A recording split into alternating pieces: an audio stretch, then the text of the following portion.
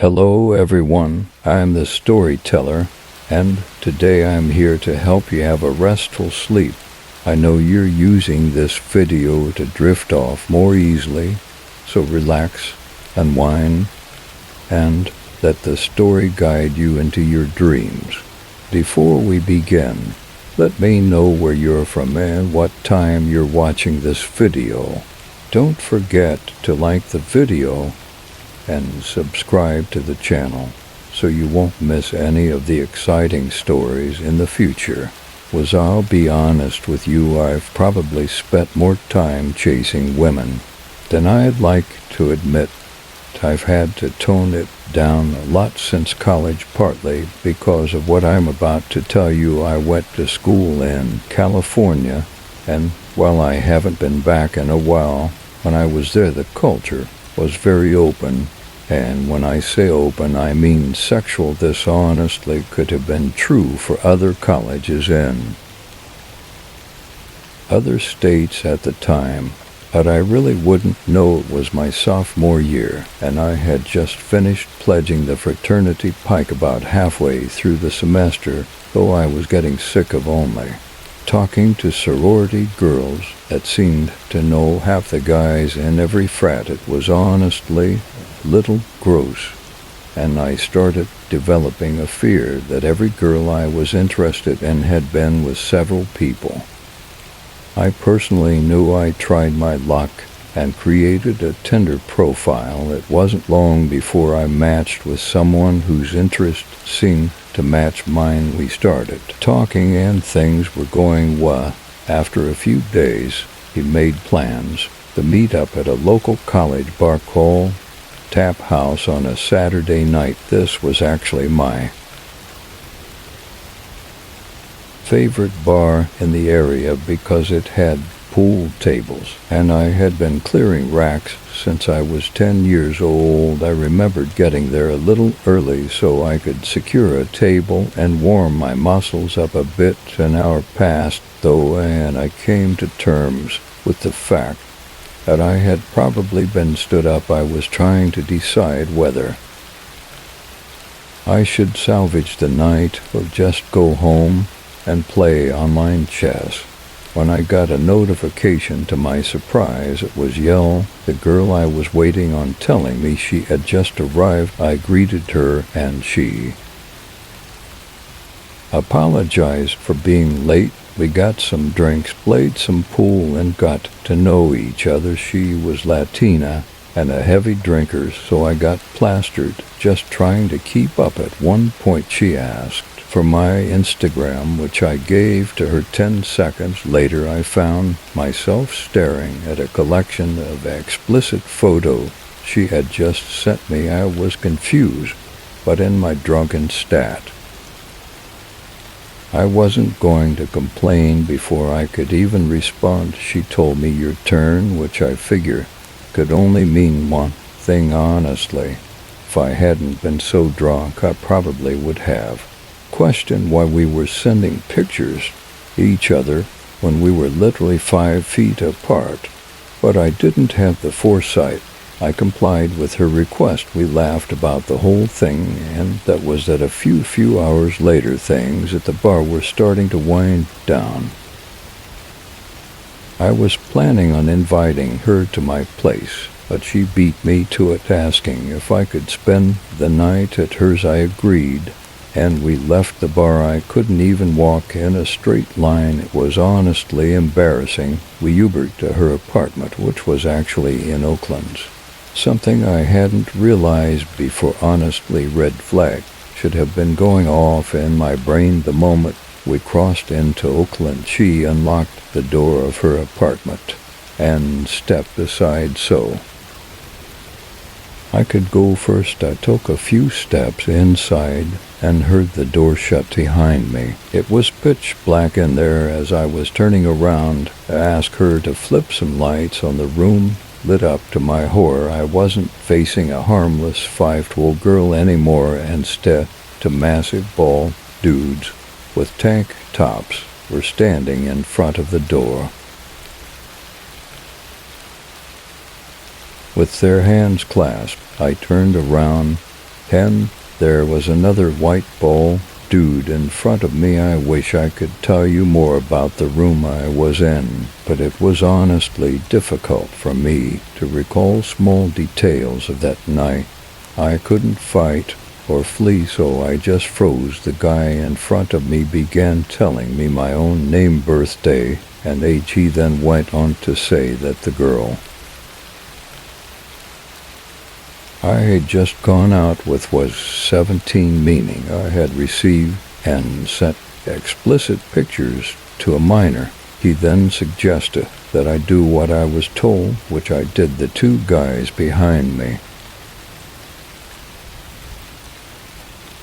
confiscated my phone, wallet, and keys, all of which I gave up without a fight. I asked the guy in front of me what he wanted, and he basically told me that he was a major distributor of illicit substances in Northern California.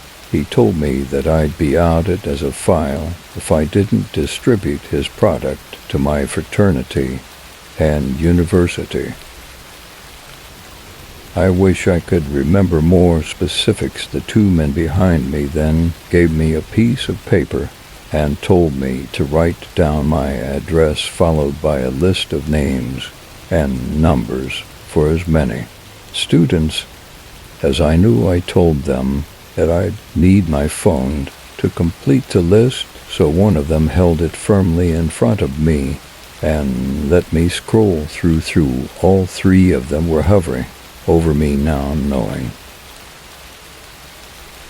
I was basically checkmated. I don't know what compelled me to do it, but the literal second I saw a chance I ran. I was too drunk to think about the consequences of those pictures on my phone. I narrowly escaped out the door I had entered from and ran as fast as I possibly could. It's not like I was safe, though. I was still smack dab in one of the most dangerous places in America. Eventually, I found a nice-looking house and begged them to open up. I pleaded with them to let me use their phone and call 911, and then I told the police everything. But of course, I didn't remember the address of that girl's apartment. An officer picked me up and took down a report before asking me if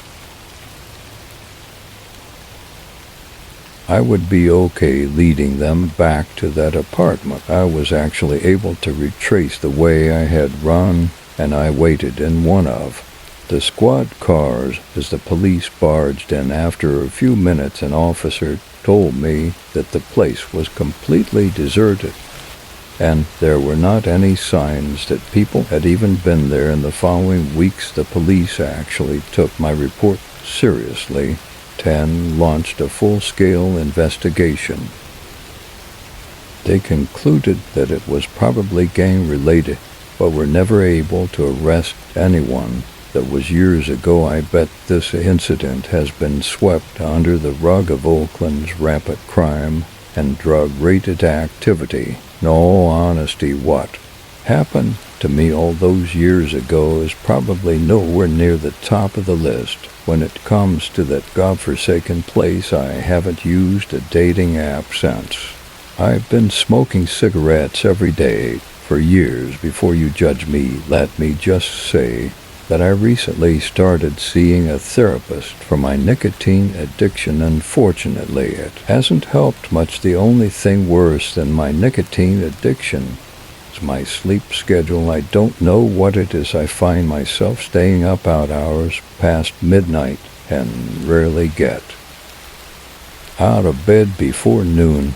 While I'm trying to fix these parts of my life, they're extremely relevant to what I'm about to tell you. It began a few months ago. I was standing on my balcony like I do most nights, smoking a cigarette.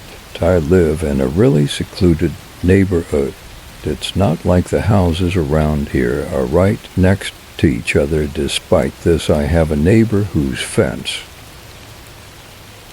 I can see over if I'm standing on my balcony. I'm not nosy or anything, but this particular night I was looking into his yard. I had never met the guy, but I assumed he lived alone since There was only ever a navy blue BMW parked in his driveway, but not this night, though. There was a black van I'd never seen before sitting in front of his house. I didn't make anything of it, just noting the coincidence to myself the next night, though. I made it a point to pay attention to his yard, and the same black van was parked there again. I didn't assume something sinister was going on. I was more intrigued than anything. The following morning, I went up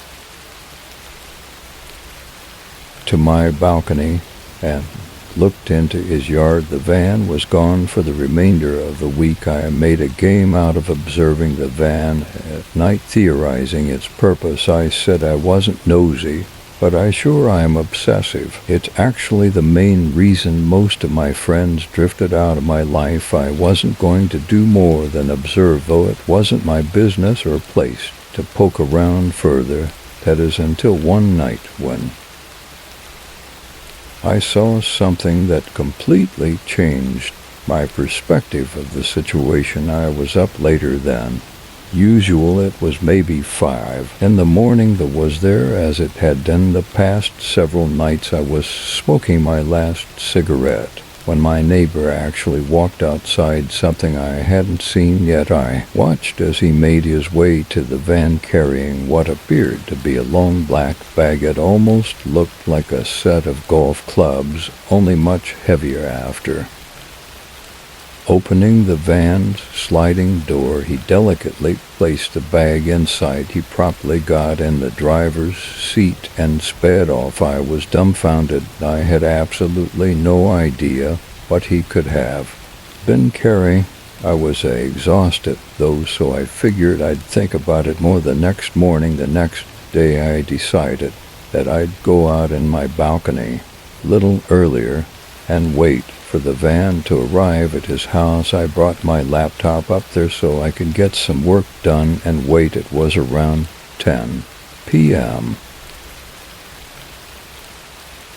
and the van wasn't in the driveway, but around 1 a.m. the van pulled and I quickly shut my laptop and watched nothing happen for a good several minutes, like the van just sat there, engine running. And after about 5 minutes, the driver door opened, and there he was. I watched as he went around to the side of the van, then slid the door open and pulled out the same bag that he had put in the night before. He seemed to be struggling this time around, visibly trying not to crack under the weight of whatever was in there. After waddling a few slow steps, both he and the bag disappeared into his house. I didn't know what to think. I thought about waiting there until 5 a.m. again, but that would be far too taxing on my brain. Something was definitely wrong, though, and I was determined to find out what the next morning. I flipped a coin and ultimately decided to follow his van when he pulled out that night. After a pretty unproductive day, I went up to my balcony around 4 a.m. and waited, cigarette in hand. As soon as I saw movement in his driveway, I rushed downstairs, grabbed my keys, and got in my car. I turned my headlights off and waited for the van to turn onto the main road. Once it did, I began tailing it.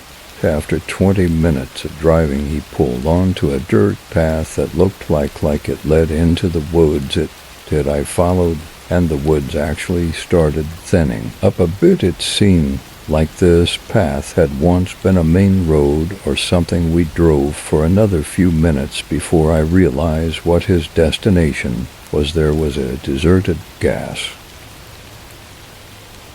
station literally tucked away in some clearing in the woods, and right in front of it was the BMW I'd always seen parked in his driveway. I feared I was getting too close, so I turned my car around and parked across the street from the dirt road. I must have waited there an hour. His BMW finally pulled out of the clearing. Nervously, I started driving back up the path, not sure what I'd find.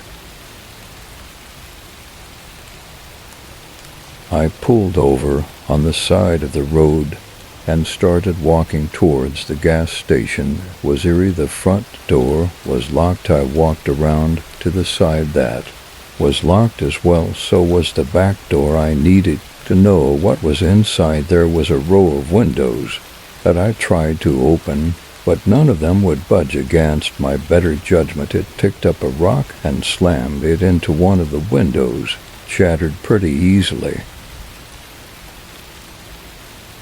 But there must have been a security system in that place because alarm bells started blaring. I sprinted back to my car, the whole time wondering why an abandoned gas station would be rigged with an alarm system. As I sped out of there, I called 911 and gave them a vague description. Before hanging up, I got back to my house and ran inside, my heart still racing. The next morning, I woke up hoping the whole thing had blown overboard. Was I wrong?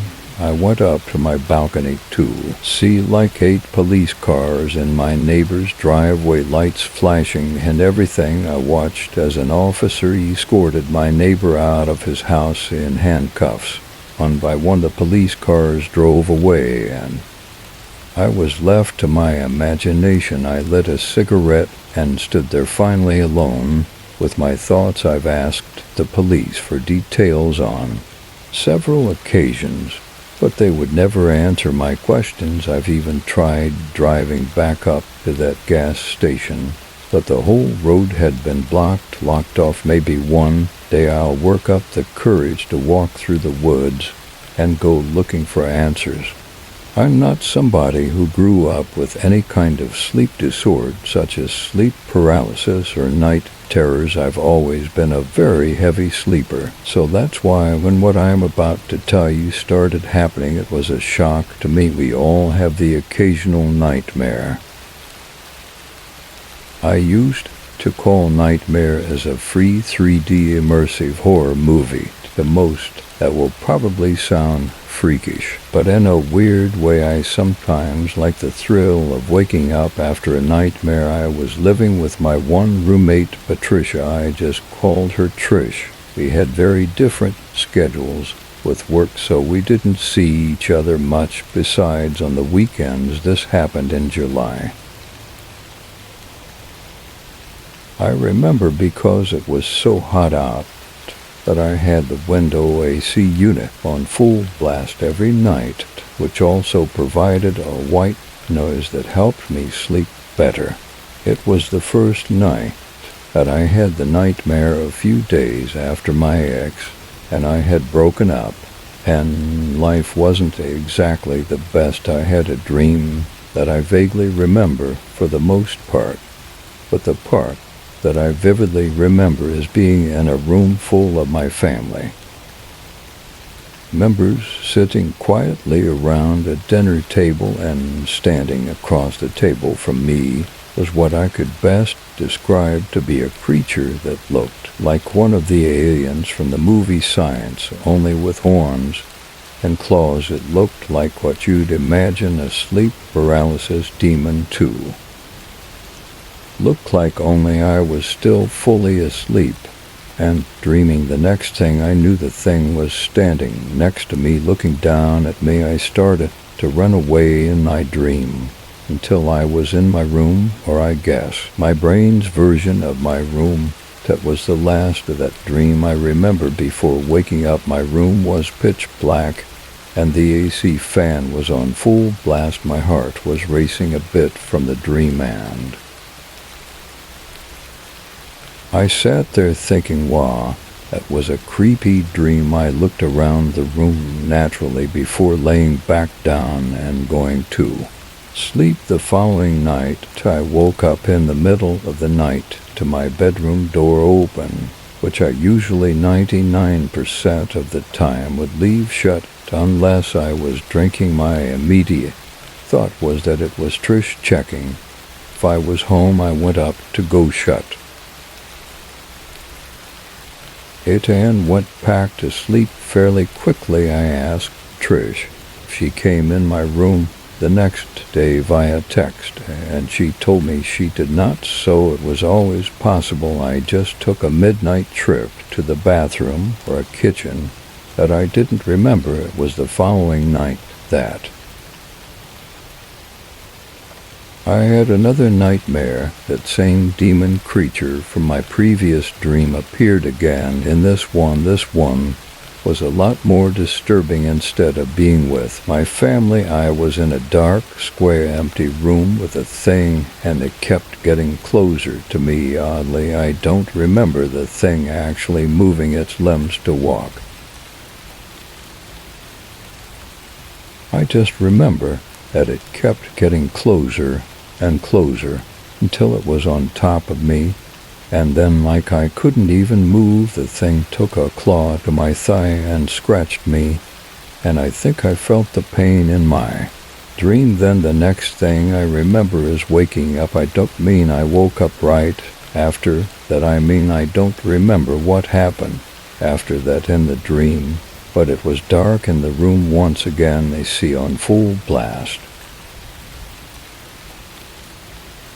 I felt the slight stinging feeling on my upper thigh. I felt it with my hand, and I actually felt like I felt something on the skin. I rushed to the bathroom and looked in the mirror, and I screamed out loud.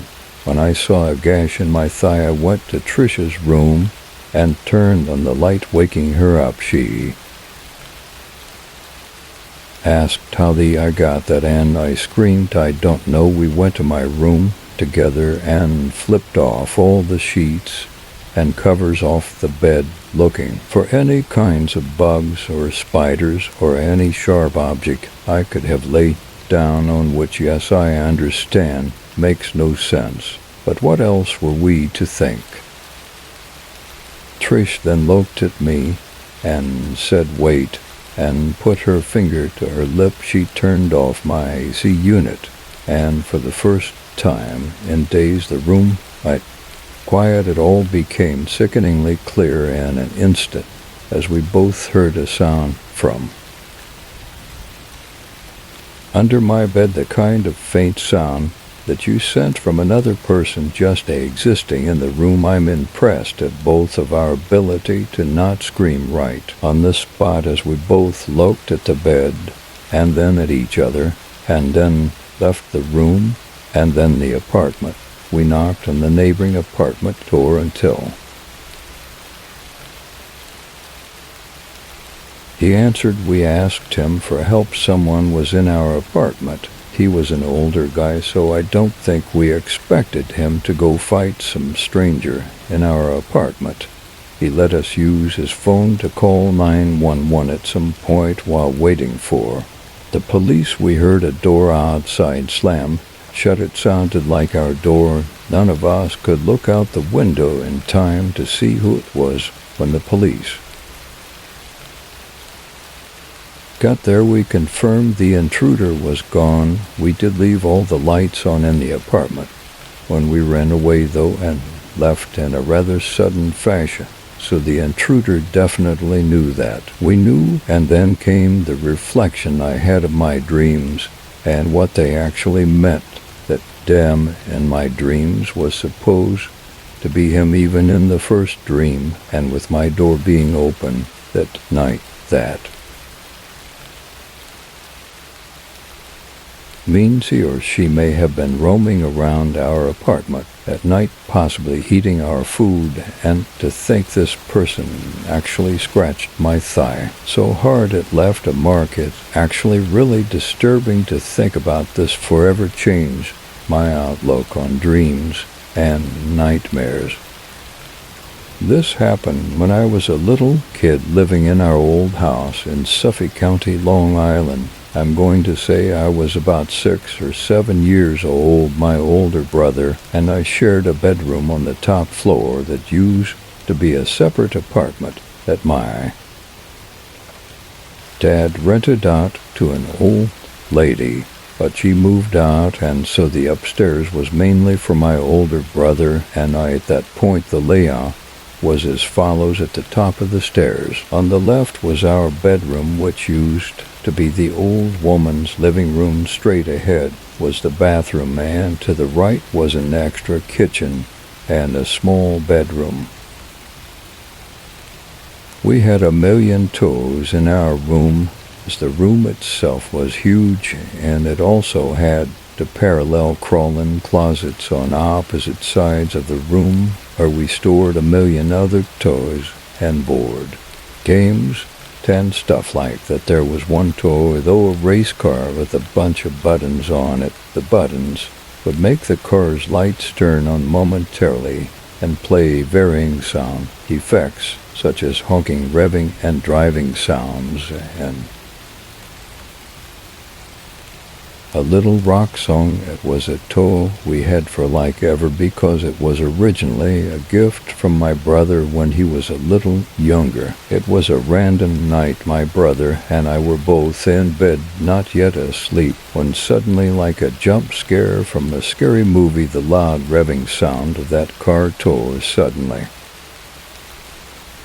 activated, along with the lights of the car in the middle of the room. I looked at the car and instantly got scared and accused my brother Luke of doing that to scare me. He was laughing hysterically, saying he didn't do it. I was completely terrified. The toy then stopped making noises and went quiet.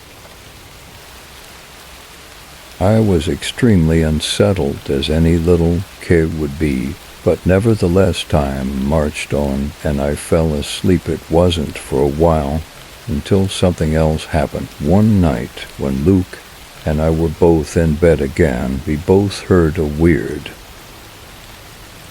thud in the room. Luke insisted on trying to creep me out, saying there was a ghost in the room or something, and I kept yelling at him to shut up or I'd get Mom. He kept laughing until we both noticed a light in the corner. The room was the tow car again. I got out from the bed and ran straight down the stairs, yelling for my mom. I got to my parents' room and yelled, "There's something in our room." I'm sure I gave a little 7-year-old spiel about how there's a ghost in the room, hearing a thud and the lights on.